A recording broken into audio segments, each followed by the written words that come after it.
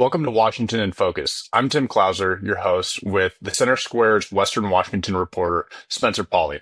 Now, Spencer, you had a recent story come out this week about the city of Seattle looking at progressive taxes.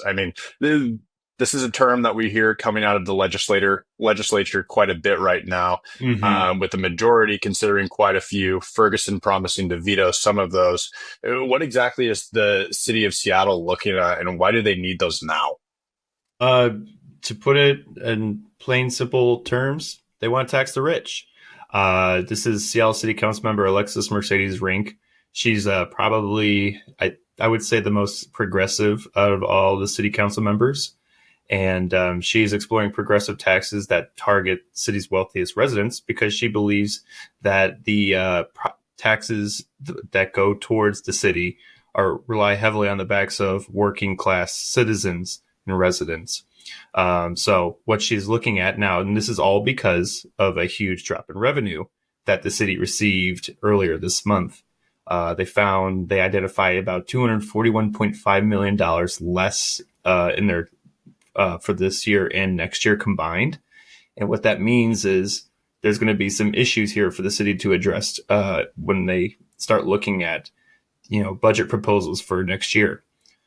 So what city council member Rinck is looking at here is any kind of progressive taxes that would just target these wealthy residents and businesses. Seattle already has one, the Jumpstart Payroll Tax, which is basically the Amazon tax. This goes towards Mhm. any employer that has really rich employees that they pay a lot to. And so this is your Amazons, your Metas, your Microsofts, etc. And however, payroll tax in revenue is down now too. And that's caused this huge debate on whether if we're going to add more progressive taxes to the city, if that will help plug this gap that we're seeing from revenue drops, or are we going to see more businesses move out of Seattle because it is just hindering their business because of all these taxes? Mhm. So they're looking at these progressive taxes as a way to fill this $241 million hole. Now, you spoke on that Seattle's payroll tax that they hmm passed last year, taxing Amazon, Meta, and these businesses. Now, that was supposed to fill a similar sized hole last year, and it did fill a considerable amount of that, but it didn't raise as much as they were hoping, and now we have this shortfall. So, are they confident that if they pass more progressive taxes, that those will fill the hole, or are they going to Well, run into the same situation next year? so the payroll tax wasn't passed last year. It's been in effect since 2022. So we have some years now to look at the data. And this is something that Councilmember Rinck cited was Washington economics professor Jacob Victor, who said that, despite the Jumpstart payroll tax revenue forecast being down right now, we still have to remember that it still generated $360 million last year, which is 14% more than it raised in 2023 and 42% more in its first year in 2022 at 253 million. So it is still a huge, massive jump in revenue for the city. And this is something that Rinck sees as successful. Now, I have to say, this is just Councilmember Rinck who is the one publicly declaring that she is exploring progressive taxes. We have to look at the mayor, Bruce Harrell, who is kind of taking a line in the sand, drawing a line in the sand here, saying, we're going to look at this as if it's a good option, these progressive taxes, but also we might have to do some cuts to non-essential programs. And this is what the Seattle Chamber of Commerce is saying we should go all the way as a city to do instead of just looking at more progressive taxes. The Seattle Chamber of Commerce CEO Rachel Smith told me that basically Jumpstart payroll tax is it's the volatility of it is extreme. This means the volatility, I should say. So it relies on how many people are subject to the tax and also stocks. Okay. So when you look at Amazon stocks and Meta stocks, yes, they took a bump here or took a drop here because of everything going on at the federal level, but it isn't as bad as it shows in the revenue forecast here when we look at the huge drop in payroll tax. So what the Chamber of Commerce is telling me is that this is an issue of employees subject to the tax moving out. We've already, that's something I've reported on before, and it's not really something new here to see all of these Meta employees, Amazon employees getting moved from their Seattle offices across Lake Washington over to Bellevue and Redmond, other places along the way, because that way you avoid this city level progressive tax.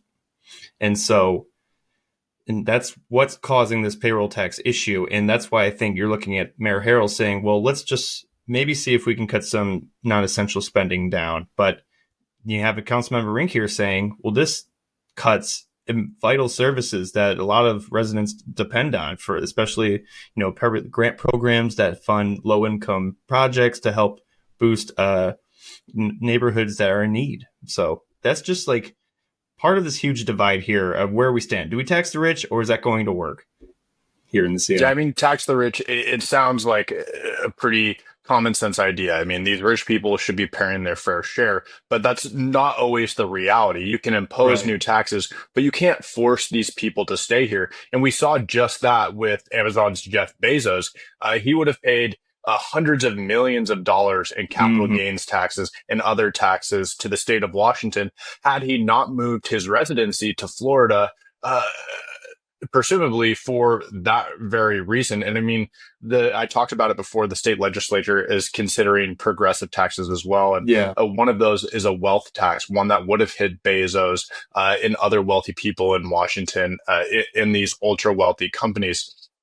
But there's that fear that they would leave, and then it would just leave this even larger hole that the state would have to deal with. But there's another concern here, and that's that with these new taxes, especially a wealth tax, it's likely to have a legal challenge. It's going to go to court. So what risk does it put Seattle at if they pass something like a wealth tax, this progressive tax that will fill a massive hole in the budget, but then there's a court injunction and then they're not able to collect on it? I mean, what do they do in that case where then they're already into that budget cycle and they need to fill this hole?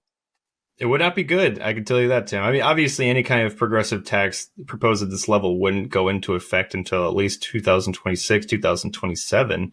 But when you talk about like the legal aspect of these things, it could delay the process and further just right now, Seattle is at a breaking point here where we are continuing to see huge drops in revenue.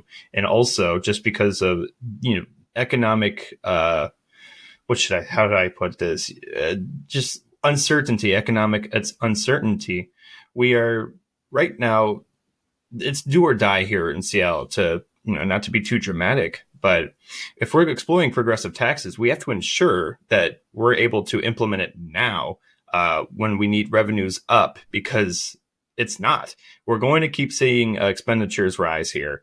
And what Rinck is looking at here is any kind of way to plug in that gap, this revenue shortfall gap here, in order to stop any huge cuts to services. But the truth is, Seattle is probably already looking at that right now. That's what Mayor Harrell's doing. But it's also other cities and King County itself. The former CEO, former King County executive Dow Constantine said, we are going to make huge cuts and it's going to be tough. These are tough times ahead. We're going to make some huge decisions here. And you're going to see that at Seattle too. Even despite what Rinck says, I'm pretty confident there's going to be some huge drops. We already saw it last year when Seattle already had that $240 million budget deficit. They plugged it they temporarily plugged it with help from that payroll tax, but also they made a lot of cuts to staffing levels, and they're probably going to do it here again. It sounds like that's what's going to happen at the state level as well, with this $12 to $16 billion revenue shortfall that they're grappling with. I mean, the legislative Democrats, they want to push these progressive taxes and this wealth tax to fill that hole. But I mean, Governor Ferguson's just not confident with the issue with the potential court challenge. And also just raising these taxes and then putting that weight back on the citizens, whether they're wealthy or not. It's not a Mhm. very popular idea to some, but appreciate you covering this story, Spencer. And we'll be sure to hop on your next report on this forecast in the future. But thank you for joining us for another episode of Washington in Focus.